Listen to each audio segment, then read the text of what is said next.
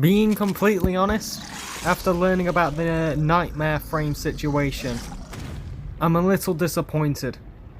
Because 5 years ago, this game used to be, well, I wouldn't say edgy, but closer to edgy without being cringe.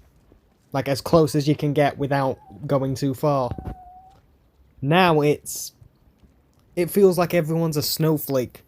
Everyone's complaining. I've run into 2 toxic people so far, just in the past 2 weeks I've played. And obviously with the whole nightmare frame situation, it's gotten me disappointed. Now, a little progress update. As you can see, I've subsumed 2 of my frames, and I'm slowly leveling up the helmet. It's going to be a long-term project. My dog won't stop whining. He's a little annoying. Anyway, here I am finishing up the last part of the quest, blowing up that ship with the help of the Zaraman, I think it's called. Well, yeah, that and getting the blueprint for Sevagoth. Though I'm probably not gonna bother grinding for him for a while. I'm gonna mainline the steel path. I've already gotten an Archwing, I've gotten the Necromech, I've gotten the Railjack, I've gotten a few upgrades on the Railjack, just not anything on the Necromech because I can't use it yet. So eventually, when I've worked through Pluto and then eventually, is it Sedna? Yeah, I think it's Sedna. I'll be probably starting the later quests and finally getting access to all of these tools. That's pretty cool though. You've probably seen it before, but yeah, I was impressed with that.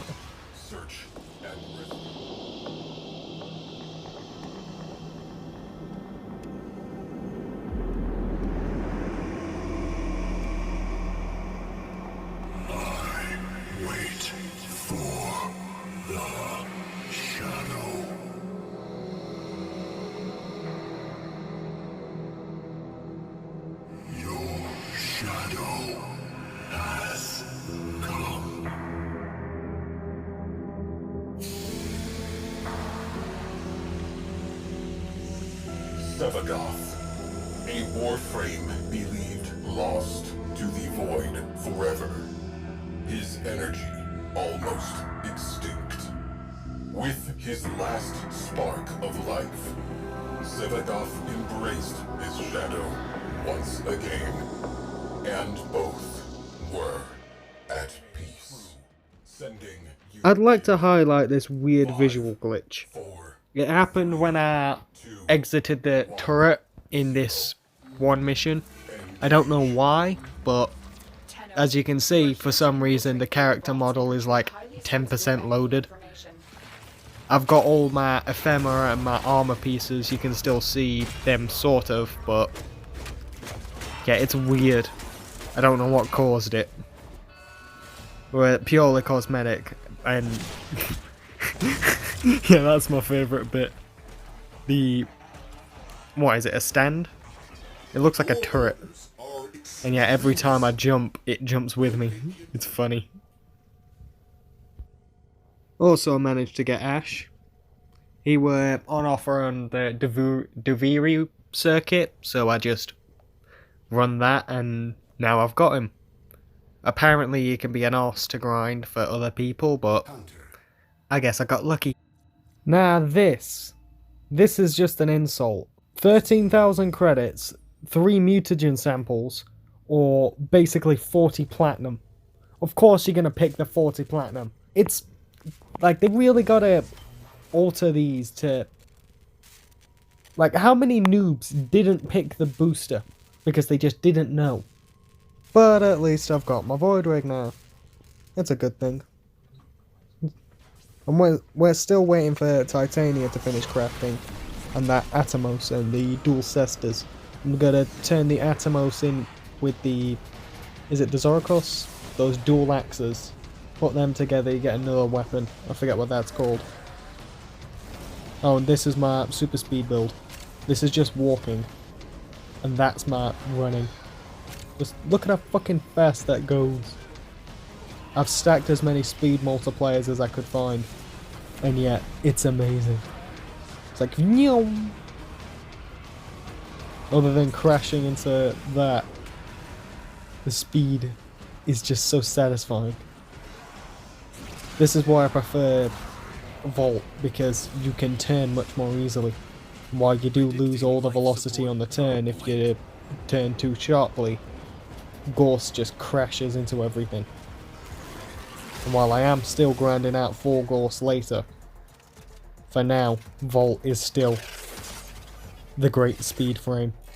I've put Infested Mobility on him, but I'm thinking of replacing that with Firewalker from Neja when I subsume her eventually. Now here, watch how almost flawlessly I managed to do these puzzles. I managed to get lucky with that one, but still, it's like, damn.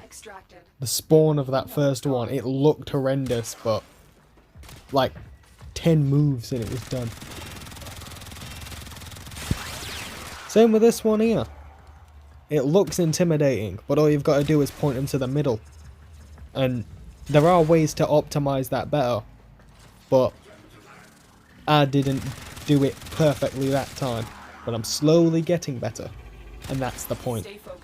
Though I could just craft ciphers in bulk, but I haven't bought that blueprint yet, so I'm not going to bother with ciphers for a good long while. I'm just going to keep doing the minigame because I like the little distraction. It's intense, like it's the only thing that challenges you, because if you deal enough damage, nothing's a threat. You just kill it too fast. And clearly I'm lacking a little in the damage department, so I'm gonna overlook my build again and see what I can do to improve. My third extraction, that were terrible. But the second one, that's coming up in a second, amazing. Like, nearly perfect. Didn't trigger any alarms, didn't hit any beams, shot all the cameras that would have got me. And even despite that little hang up at the start, glided all the way across. But that's going to be it for now. I've got the Archwing, I've got the Necromech, I've got the Railjack, the Hoverboard, and I've done the Daruvi quest. I've done a little bit of like part farming for my Railjack. Now I'm just finishing the star chart to get to the next quest, the new war and the war within or something.